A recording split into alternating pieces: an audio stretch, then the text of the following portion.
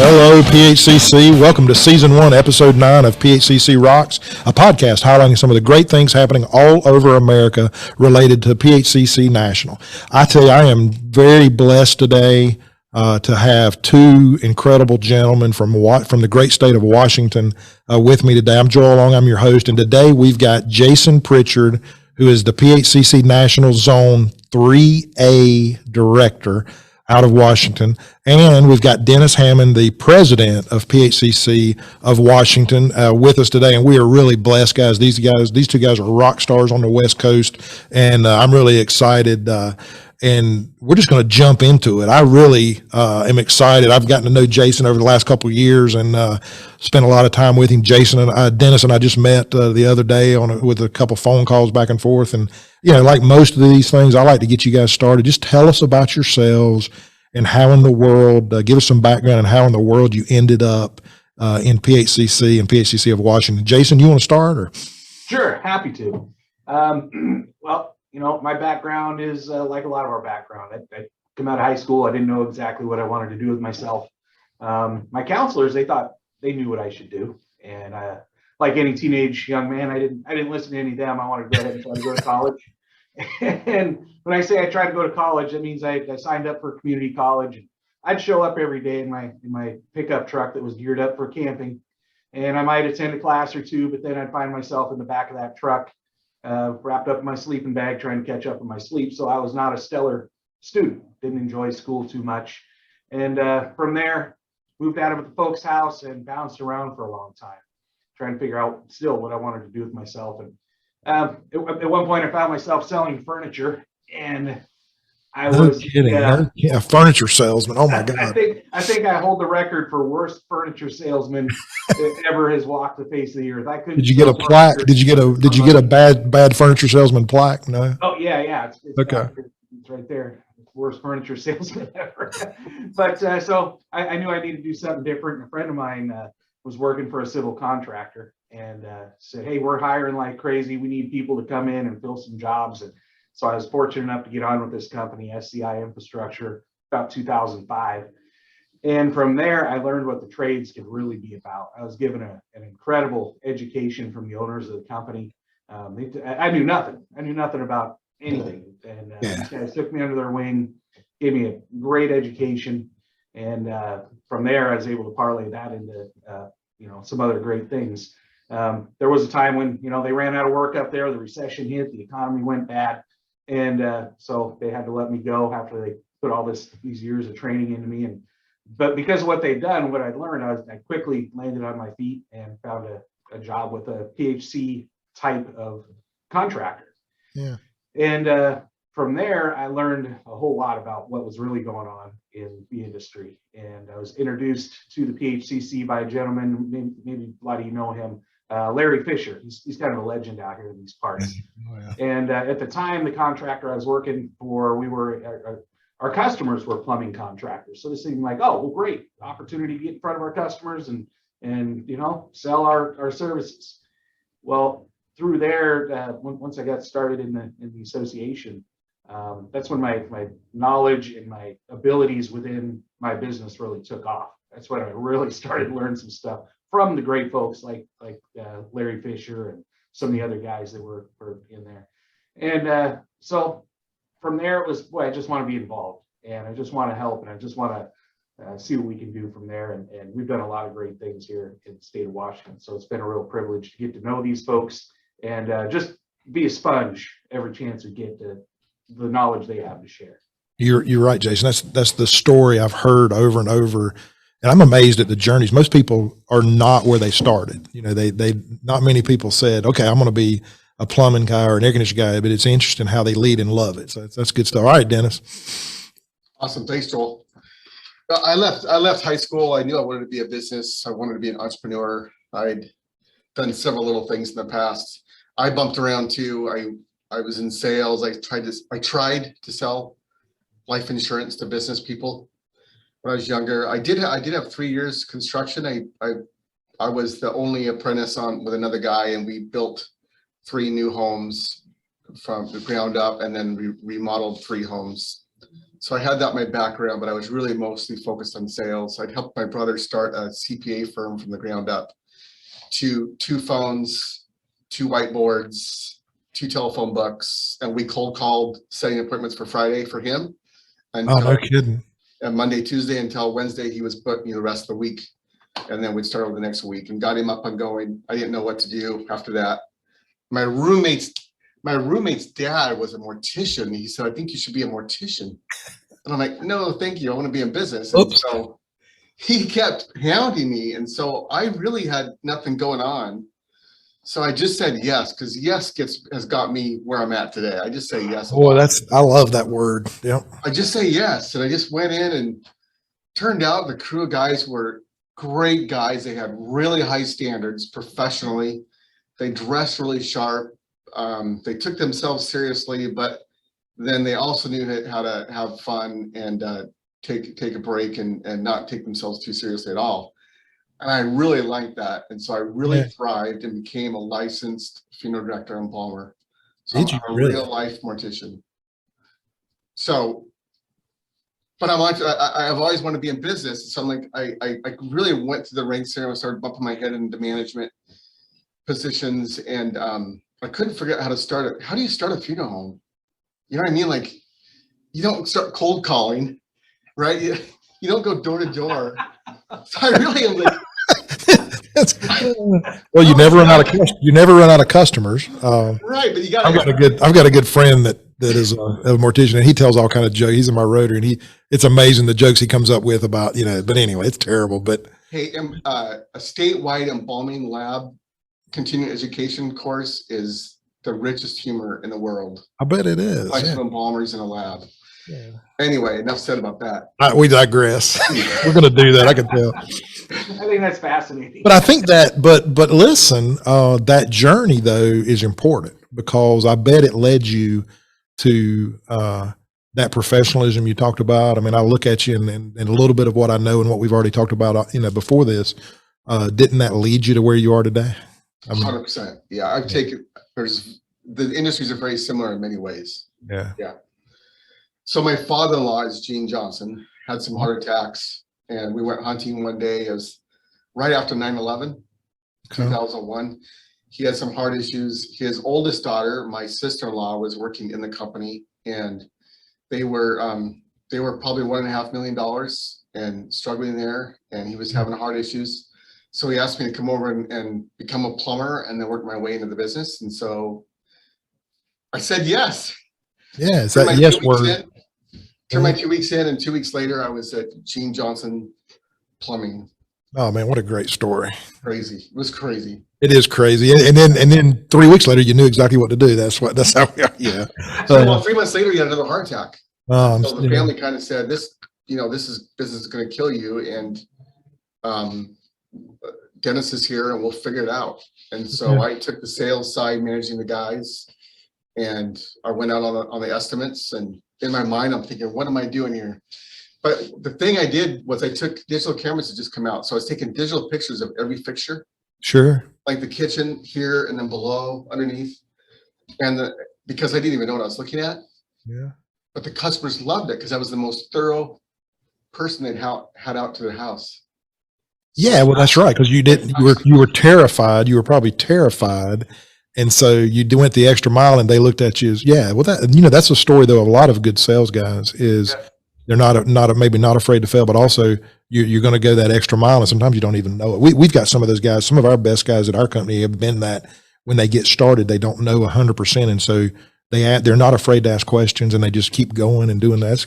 That's a great story. So, I love getting started that way, because you learn so much about people. So, a mortician, and what did you start off with? What did you say, Jason?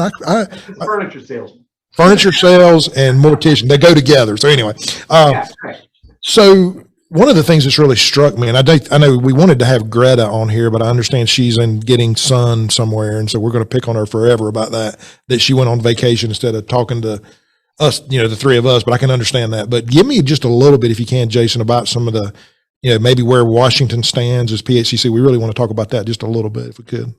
Yeah, absolutely. So I think I mentioned Larry Fisher early on. And we've got some just iconic guys out here. They've got this chapter going for us, from Larry Fisher to Charlie Mitchell to former national president Jim Stack. Oh, yeah. And those guys really did a great job paving the way, and they shaped the industry for us, in a way that was sustainable for a long period of time. And the thing that's interesting about our chapter recently is we've kind of had to reinvent ourselves a little bit. The things that were taking place and things that were going on, it's time to change a little bit. So that's where myself and Dennis and some other folks came along and said, and we took the lessons from the people before us and said, okay, what can we do? How can we affect some change to reinvent this a little bit and make it more appealing and more effective to the newer generation? So we've spent an awful lot of time doing that. Not to say an awful lot of time. It's been a great time. We've had a great time doing this stuff. But just trying to kind of not reinvent the wheel, but kind of figure out how to make things go a little bit different. Currently, state of Washington, we've got 40 contractor members. We've got 12 to 15 associate and affiliate members. We're tied in with our locals. We've got great relationships. In fact, that might be one of the banner things we've done here is our relationships between our union affiliated shops and our open shops. And that's really what makes it go. The question is, what makes Washington State go? And that's it, our ability to get the stakeholders involved, create a plan, and get things moving forward the way they need to. And that comes from all the way back with the guys that got this thing started at the very beginning. I'm glad you mentioned Jim Stack. When I got started, he is an icon with national, and he's one of those guys that doesn't say a lot. There's that group of guys they'll be quiet. The one mouth, two ears, and then when he talks, you better listen. He's I don't know how he is in Washington, but that's definitely, from my viewpoint at national, that's how he is. So did you hear anything, Dennis, that Jason was lying about, or is that fairly accurate? No, he missed one thing, and that is we're just getting started. Oh, okay. Right. It feels like we're just really, I think the sky's the limit. I've heard that a lot. It's interesting coming out of the pandemic too. I don't know. I'm sure, every state association we're talking to really struggled with the meeting. And I think a lot of us have taken it as a restart. We got Zoom now, we got all these other things. Think about what we're doing with this. We couldn't, before the pandemic, we were not doing things where we could talk to people all across the country like this. So it's good opportunity. So you just think there's a new energy in Washington. Is that what I'm? Yeah, I think so. And then new awareness, especially for me, about the really unique thing about PHCC is that we've got political representation. So many times things happen, you hear it on the news, or you get a report on email that the law's changed and you don't even know why it happened or how it happened. It doesn't even make sense. And now we've got 3 lobbyists on our side that we work with. Jason was heavily involved in that, and we actually changed the plumbing law. Yeah. We meet with senators and Congress people and actually have an effect on it and actually know what's coming, and we can influence it or say, no, we don't want that, and here's why. And so that's been a real eye opener for me, is no organization offers that. Yeah. And I think a lot of times we've kind of gotten ourselves in this mindset that we think it's all just about money, but it's really about knowledge and information, and they get pulled in so many directions. I think a lot of times the truth ends up winning out if we can continue to do those things and talk about that, and give them feedback, because they're not sure about their feedback, and they're getting feedback from everybody. And so I think the more we can personally get connected to them, the better. So yeah, that's a great point. And nationally, that's a massive focus, state by state and international. So that's good to hear you guys connecting those dots. So we had some other things we were going to talk about here, but I think with Greta here and some of the time we're into, I really, Dennis, want to jump into, I like really talking about best practices. And I think some of your story that I've heard and seen you talk about already, and then maybe some of the things you're doing as president too. I know you do this little thing, you're driving around and talking some, I've heard. So can you talk about what you're doing with that? Because I think that's something that leaders across the country may want to copy. And then I want to talk about your business and what you're doing from an education standpoint, but go ahead with that if you could. Sure. Yeah. About 3 years ago, I kept hearing about social media. Social media is the way to go. And how do you do that? And, we all hear that. When we make a little video, we feel awkward and we stammer around and we have to start it 3 times, right? Trust me. so I what can I do? What can I do regular? And so we were outgrowing our building. So there was I would start to try to have videos, and I had another guy, Woody, helped me a lot, and we would try to make these videos, and we kept getting interrupted, and people would walk in the room, and there was just no place. And so finally, the only place I had quietness was in my truck. And so then I was like, what can I do? And so on the way to work, my drive is about 7 minutes to work. And so I said, you know what? And then I got technology all around me, but I'm really bad with technology. It doesn't work. So I'm like, well, I've got my smartphone and I can make a 1-minute video about apprenticeships. I'm really passionate about apprenticeships because in my trade, mortuary work, I did some really cool things as an apprentice that really accelerated my career and got myself noticed. I got a full ride scholarship to school and all this stuff. And it's like, but in the trades, we just kind of bump along. Like our apprentices are we don't even call them apprentices. They're just laborers or helpers. And it's like, no, they're here if we'll invest in them, they'll be your helpmate someday. They'll be a plumber right beside you. They're the future. Yeah.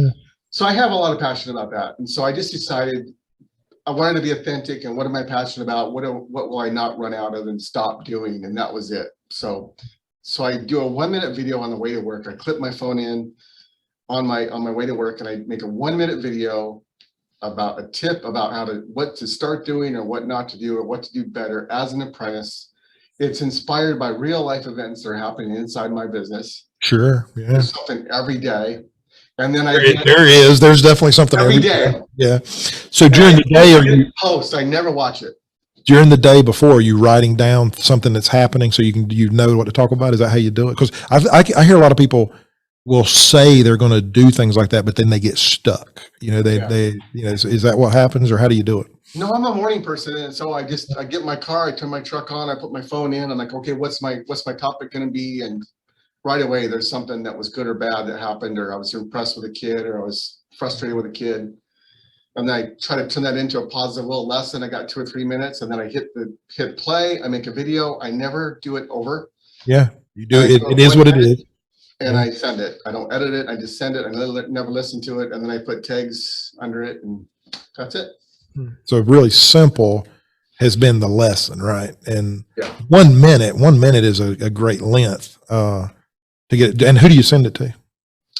I tag it to apprentices. It's just on Instagram. So it's apprentices, plumbers, apprentice, blue collar, construction life, that kind of thing.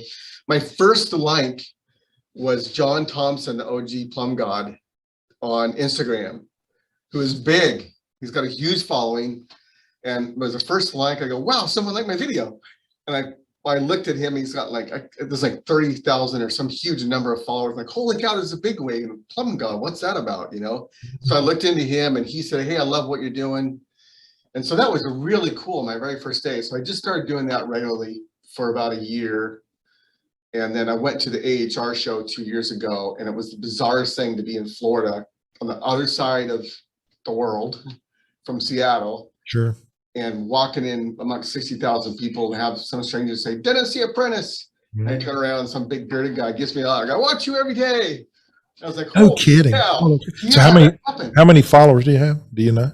Well, then I had about 600, not very many, but they're authentic. I'm not like. Yeah. The numbers. I kind of believe in that too. I'm not sure numbers necessarily matter on social media. It's about what who and why and what. Yeah. So the AHR, you mentioned that. I went to that in Las Vegas this year. And I had been once before, but even coming out of the pandemic, it was stunning, the people and the information there. So I'd encourage anybody that if you get a chance to go to that show, and ASHRAE, they were there also, and those are really good shows. For plumbing guys and air conditioning guys, but I didn't go for years. Yeah. Jason's always gone to the wet show, probably, right? I didn't go to that for years, the drain and sewer show. I never went there. I had people invite me, and I didn't have time for that stuff. And now I don't want to miss. There's so much there. Well, you get out of stuff what you put into it. And I've been to that, but it's been years, the same thing. And as many things as I've been to the last 3 or 4 years through PHCC, it's still stunning, some of the depth of what you see there. So that was good stuff. Jason, you got anything to add to that on? No, I just think it's one of the awesome things about the association, just being in the trades, is running into guys like Dennis, or meeting guys like Dennis and getting to pick his brain and his unique perspective, and it's all over everywhere you go. You sit down in National, you have a cup of coffee, and next thing you know, you're best friends with a guy from across the country. Totally. And there's just so much value in that, much value in a different perspective. And it's exciting to see the way Dennis approaches it. And it's a way that's positive. It's a way that's appealing to young people. I watch it every day myself. I'm learning every day from Dennis. And I'm going, man, this is a guy, he's a mortician, but he's teaching me about how to run my PHC business better. So it's awesome. Well, and I think that's what I'm seeing across the country. And it's a lot of times it's those little things that people are doing that somebody else is not doing. So that's a great thing. And anybody can copy that, even if it's in your business. Now think about, my brother and I do some things, but they're bigger than, they're longer than that. I shouldn't say they're longer than that, but man, we could do a 1-minute thing and push it out once a week or twice a week to all of our people to be great. So I think that's a wonderful snapshot of something that anybody could do and just get used to it, especially with these phones. My goodness, we can do just about anything like that. It's easy. So I appreciate that. And then, okay, I got to shift to just what you're doing on education, because I think you have I think you've tackled something that I believe a lot of air conditioning and plumbing contractors, I think they're going to be jealous. Okay. If I can get the pictures to work, they're going to be jealous. But talk about what you decided to do with and I think you call it an education lab, or you call it, just talk about that a minute if you could. And hopefully I'll tell you what, while you're talking, I'm going to try to bring up some pictures. Okay. Well, the pictures you're going to see happen since the pandemic started, and it's our second version, but almost all of our shops have a catch-all area in the back of the shop. It's just like a junkyard, right? But most mom and pop shops have those. And so we had one of those at our first shop, and it was the length of our building. So for about 40 feet long and about 12, 14 feet deep. And it was just full of stuff and parts and fittings and toilets that we actually didn't install, and water heaters that we thought were cool and we should show somebody someday. And so one day I just saw the vision of, we kind of about 6 years ago, we decided to, my partner, Kimberly, and I, my sister-in-law, we literally decided to not put any energy into saying that you can't find people. Oh, okay. Plumbers. We literally quit saying it. We don't say it. We're going to build our own people. And so I gutted that area out, and we put in, so on Thursday nights we had training. We started a hands-on training. And every Thursday night I'd buy pizza and pop, and we would start building our training room. And it ended up with 3 furnaces, 2 tanklesses, 3 toilets, a bathtub, and then a rough-in wall. And that was it. And we started inviting anybody to come to our training on Thursday night. But we built it training, and it was a huge hit. And other one-man shops would show up, and then suppliers kind of got interested, and they would show up and can you guys see my screen now? Yeah, it's perfect. Yeah. So now this is the second. We knew it worked. I actually had plumbers that I'd interview them, and they'd see it and go, oh, this is where I want to work. Yeah. And it's like, wow, people are actually coming here to work here because of the training lab, even though they're a licensed plumber. Because I think all of us, once anybody in a trade wants to leave a legacy and teach someone else that. And so we've attracted people that want to teach as well. And so this is our second version. So this is 2,500 square feet. I think there's 13 tanklesses on the wall there. And this is just, the other side's more focused on the plumbing side. This is the hydronic side. We've just kind of also.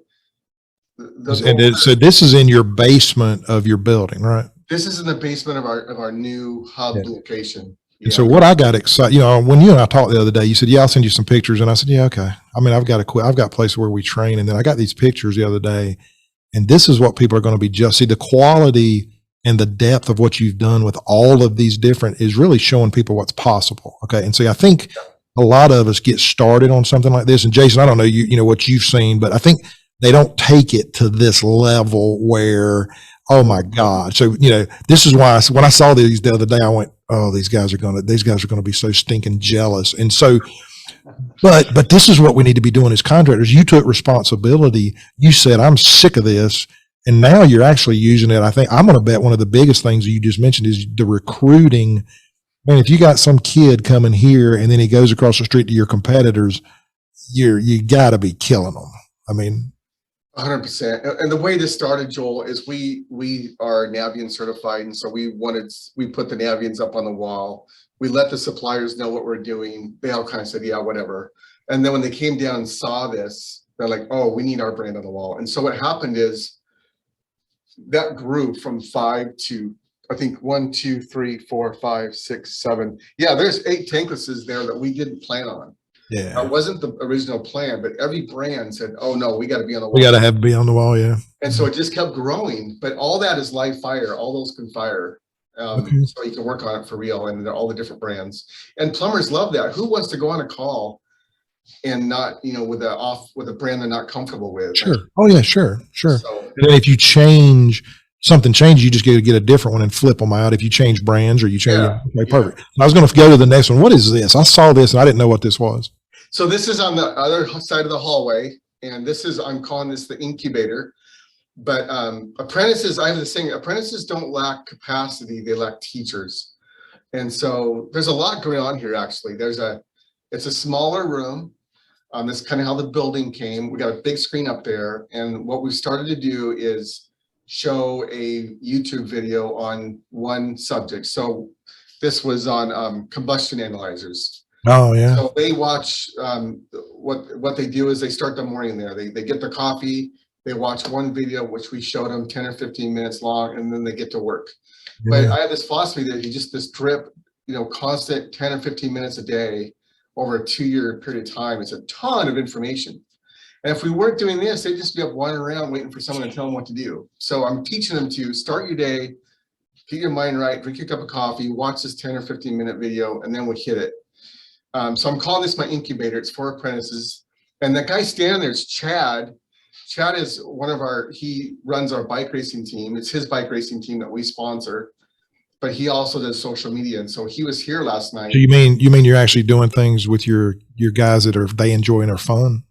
Oh yeah, they take. That doesn't make any sense. That won't work in North Carolina. Yeah, go ahead. Go ahead. Man. So Chad writes every time. Not the last plumber I hired, but the second to last plumber I hired. When Chad walked in, he's like, "Are you guy that makes the videos?" And Chad's like, "Yeah, I make the videos." He's like, "I've been watching your videos for 4 months. Oh, that's great. I know all about your company. I know all the guys." I don't like you, Dennis. I can tell already, man. All right. So Jason, why did you bring this guy on this? Sorry, Joel. I know, man. This guy doesn't have any answers. My God, he's just got problems, man. So and I saw this ductwork here, and so this is just the other side of the lab, and this is the same, but yeah. So you got a furnace. That's condensing furnace, and with air conditioning and an air filter. Yeah. So this was last night. Really? Okay. Yeah. So last night in the back right corner, there's an electrician. Then there's 2 supply house people. I think that's it. But we'll often have. Oh, and right behind, out of the picture, is another company's there. So we're open, and other companies will come and drop in on the classes. Yeah. So you operate under and I do too. I operate under there's enough work for everybody. And the more we help each other win, and I think that's a big thing in PHCC across the country, that, you know, guys, we need to help each other win and you know, not think that we're all competitors, but we're not enemies, man. We need to help each other win at a higher level. So yeah. Okay. Yeah. That's awesome. Yeah. So Jason, I do not have one of these labs. I have a lab, but it's not this type of lab. I don't have one either, Joel. And so, yeah, I will not be coming to Washington to open a plumbing business. That's for sure. Not if you got to compete with this guy. Yeah, no kidding. So Dennis, man, so what do you think, you know, if you had to sum up this conversation in a few words, what has this done to you and for you just overall compared to where you were when you got started? Because this to me looks like just an amazing outcome. Yeah. It's given us hope. Like you sit around a conversation with plumbers that aren't thinking this way, or any contractor, heating, cooling, electrical. They're like, you can't find good people. There's not enough people out there. And this is exciting to be the host of the party. Yeah. And to put this and to share it with everybody. And there's hope. There's apprentices in there. There's 2 guys in the front row are new apprentices. And they're there. They started at 6. We provided the sandwiches, and they were there till 8:30 last night. And they come to every training, and it's encouraging for the other guys. Some of those guys are licensed plumbers in there, and they're coming to learn about the new combustion analyzer and all its bells and whistles. But what's interesting is how many plumbers come to just fine tune their skills or learn something they didn't know. And so it's a mix. It's not just apprentices in there. Sure. And so it's really brought hope and excitement. And I think really we couldn't do this if we weren't profitable. Yeah. So the other side of this is getting your business running right so that you're profitable. And on the other side of profit is fun. And when we get our prices right and we run our businesses right and they're profitable, then you can afford to do this kind of thing. I would have done this 20 years ago if I had figured out how to run my business. So it's two-sided. That is a great point. You can't. It's the result of being profitable over enough period of time. Yeah, but you also, I think, Jason, don't you think he took control of a problem? Exactly. And what I heard Dennis say a minute ago was everybody's complaining there's not enough good people out there. There's lots of them. They're just working somewhere. Yeah. So if you need somebody, you're going to need to figure out a way to make your own good person, and I think that's how that's where all of us came from. I mean, I wasn't good at my job until somebody showed me what to do. And so Dennis has just kind of taken that philosophy, put a classroom and science lab to it and put it on steroids and said, okay, let's take ourselves seriously here. Let's do it. And the other thing, Joel, is like, so I am one of the owners of the company, so I get a lot of credit, but this has been a team effort. There's been people who have put their heart and soul into it. And then everybody that works here is proud of this and considers it their own, right? Yeah. So, yeah. And, every company that gets built like yours and ours or whatever is always, all the people combine in a positive way or some of them in a negative, and you got to move on from those people. But as long as you can get enough people rowing that boat positively together, it can make a massive difference.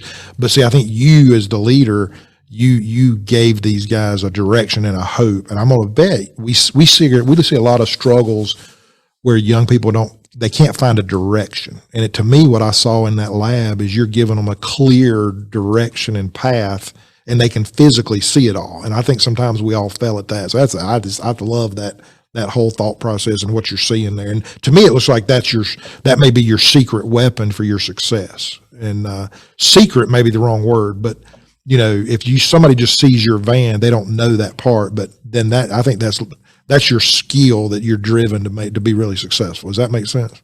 Yeah. If I for some reason had to move to another state, another marketplace, and start over, the first thing I do is build a lab. Yeah. That's really what I do. I love it. Well, congrats. Jason and I are going to be working extremely hard right now to copy the ever living out of that. And I'm just upset.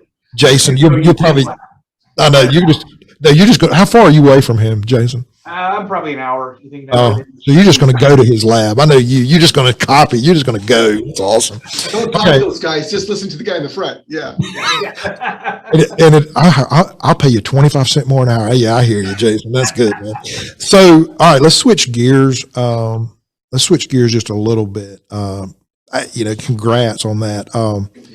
What advice, to get started on that, what advice will you give the people that are going to watch this and are going to go, oh my God, I got to do this? What would you say just to, I wish I had the pictures with me. I don't, but our other building is nothing to be looked at. It's not anything to be looked at. And we were crammed in there. We had a catch-all area that was outside of the original building with a lean-to, with a rough stuff. That was the first lab. And that's all we needed, actually. That changed our culture. It attracted the people that wanted to teach. It attracted the people that wanted to learn. Yeah. You don't need that.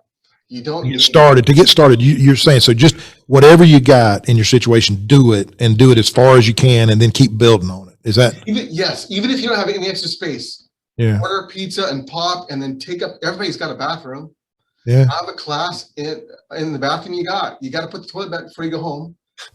Right? But have the class right there. Plumbers, man, you plumbers, man. I got you. No, because I think that's a good point. We get a lot of conversations about our younger contractors or maybe newer contractors that they see that lab and they think it's impossible. That's a great point. You got to start with what you start and go and then build on it but be focused on building on it so that you can start separating yourself and you can start improving yourself every day and your apprentices have a path. Okay. Yeah. I love it. Okay. We're going to switch gears again. I love that conversation. Tell us, I believe leaders, read a lot. Okay, guys. And I hope, and I know I read probably too much in some ways, but tell me, I like to get our guys, if you can, to share maybe some things you're reading and we'll talk about that in a minute. Well, those are the books that are most influential. I didn't have an office in the building. So when I got an office, those are the books that are most influential right there. The one we're currently reading is. Oh, Traction. Oh my gosh. I know all about it. That's a beautiful book. Our people, everybody at my company hates me because of that book, but you're exactly, it makes you sick, doesn't it, Dennis? If I could do this 20 years ago, right? Right? That is the best. I know. Amy's going to quit. So how did you find out about that book? Do you remember? I've heard of it before, but it was at the super meeting in Kentucky. Oh, okay. That spoke at. Maybe. And Kimberly and I, my partner and I were there, and it just resonated like, oh, this is what we need. And so we often go to the same thing and see if we're on the same page. And we were like, this is what we need. And so we've implemented it. Yeah, we implemented about 3 years ago. Yeah. And we lead every meeting with it. That is a great book. If you haven't read Traction, but please do it because it'll change how you look at meetings and how you try to organize future plans. Is that a fair way to say it? How 100%, to get 100%. Yeah. And then the other book, people don't realize this, but our trade book is The Richest Man in Babylon. Okay. Have you ever read that book? I have not. It's about a chariot builder. Okay. He's struggling because he's tired, his body hurts, his wife doesn't have the clothes she wants, the house she wants, and he sees his old classmate walk by who's the richest man in Babylon and wonders what the difference is. And it's a basic money management book, but it's about a tradesman. He was a chariot builder. Okay. All right. It's on the list. Perfect. All right, Jason. It's simple. You can read it one night. Perfect. Does it have pictures? Does it got a lot of good pictures? No pictures. No. Okay. Never mind. I'm not reading it. Go ahead, Jason. What you got? My current read, it's an audio book. I like to read, listen to my books in my commute.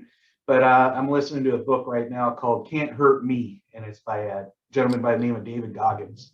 Okay. And it's just basically a story of David's life and his ability to overcome any obstacle that's been put in his way. He was abused as a young man, terrible childhood, terrible upbringing, obese, had no hope, no prospects, no future, no way of getting anywhere, looking like a dead end life. But a few things changed him around. He ended up joining the military. He became a Navy SEAL. He became special ops. He's one of the top ultra marathon competitors in the world today. He's routinely on the Today Show and do it. He can do what did I hear this morning? He can do five pull-ups every 30 seconds for 2 hours. And I'm just going, that's incredible. I can't do 5. Why? I'm just kidding. 5 in a year, let alone. Yeah, but those stories are those kind of journeys, but that relates to what we do, doesn't it? It really does. It's something that inspires me. It really does. Oh, Jason, that's great. Okay, I had one. I'm not touching that. After those two, I'm not even going to bring up. What do you got? Oh, come on. The one I'm currently reading, I've got like 4 books. I read books and depending on what my mood, but The Business Card. I don't know if you've read that book by Dr. Steve O'Steve, and it's really about a guy running a business, but he finds out that through time he's incredibly successful from a business standpoint, but he thinks that he has lost his way because he's focused on the wrong things, and he's kind of gotten off track on what's important. And he's realized that the business he took over was a really faithful business for people, but he changed it to be all about production. And it's about his journey going back to it being about his people and what's important, and then how he that changes his family and his business and him and his company and then his community. And so it's about what he puts their mission on their business card, and it changes everything because it talks about how their fate's going to lead them. So it's really interesting book. And I think that, that relates, I think, a lot to what we try to do and how we try to live and how we fail every day, but we keep trying to get up and do better tomorrow. So I like that kind of thought process. And I need a lot of help on that, I think, a lot of days. But so guys, listen, anything else you want to throw out there today? Jason, anything? I just think for me, what it's all about, what we've been talking about, one of the questions you had on here, Joel, that we touched on, but it was let me find it here. What's something that we're best at here in the state of Washington? Maybe it's just something we're best at, across the country in PHCC, but I think it's been helping PHC contractors identify what's really important in their business, and that's building a culture. You take a look at what Dennis has done. That's a culture like nothing else you've ever seen anywhere. That's appealing to people coming to work there, people staying to work there, people enjoying their jobs, people being a cheerleader for Gene Johnson Plumbing and Dennis Hamon, and wanting to see their careers grow and watching that business grow. And this day and age, if you're not building a culture in your business, you're doing it wrong. It ain't all about chasing the next faucet rebuild, that dollar. It's how can I build an organization that's attractive to people and customers, and doing the best we can out here. So that's my takeaway from all that. Jason, that's pretty strong. The guys that are winning, like you two, are building culture. That is the way to say it. And you want to try to top that, Dennis? I'm not going to touch that, man. That is good stuff. Dennis is way smarter than I am. He's got it. I will add something though, because I am passionate about the apprenticeship experience, right? They don't lack capacity. They lack teachers. These trade journals get overlooked. Yes, they do. But the way I excelled in my trade was I subscribed to mortuary management, embalming today, funeral director. We had our trade journals. Well, as PHCC guys, we've got our trade journals too. This is a great one, right? Well, you decided to stretch yourself, didn't you? Yeah, and there's the cleaner. You guys, Jason, you probably have this one down there. You get that one? But they're real life articles, and so I tell my apprentices, this is the textbook of the trade. You don't have to buy a $200 English 101 book that's been used 3 times, right, in college. Yeah. These are free, and if you'll just read and then pay attention and ask questions. Yeah. Just read one article a day. You'll be ahead of the guy you're riding with in his truck, because he read this a long time ago. But Dennis, can you send us the link on how to subscribe to Embalming Today? We can learn from that. Furniture. Crazy stuff in there. If you'll send Furniture Today, if you'll send your subscription to Furniture Today, Jason. So guys, listen, I tell you, I have thoroughly enjoyed it. And, wisdom, listen, guys, I'll tell you, the wisdom today that you've presented to contractors and friends all across the country is a credit to you. I hope you know that. It's really, I do think we all are on a mission to try to improve our cultures. And so, Jason, I really appreciate you tying this together at the end. And I think Dennis and I really owe you a huge debt of gratitude, because I think that was a really great way to tie this together with what you guys are accomplishing out there. And Dennis, congrats on everything you're doing, and thank you for sharing and being willing to get out on the limb and share, and just been a really honor today to talk to you guys, and then keep giving Greta grief that she didn't join us today. And absolutely. And knowing Greta for years now, she I think she's one of the, and we're blessed all across the country, but your state is very fortunate to have Greta as a leader. And so let's make sure we keep, helping her win. And so thanks for everything you guys do. And Jason, nationally, thank you so much for jumping in the way you have. I've loved getting to know you, and look forward to what's next with you guys. And so Dennis, keep doing it. I'm gonna catch up with you on Instagram, and look forward to the 1 minute tomorrow, and love you guys. And thanks for all you do. And so listen, as the host of this show, episode 9, I think is one of our best, and look forward to seeing you guys through soon. If you have any other podcast ideas, please send them to us, and we look forward to the future podcast with PHCC Rocks, and we'll see you guys out on the road, and we'll see you in the future. Have a great day.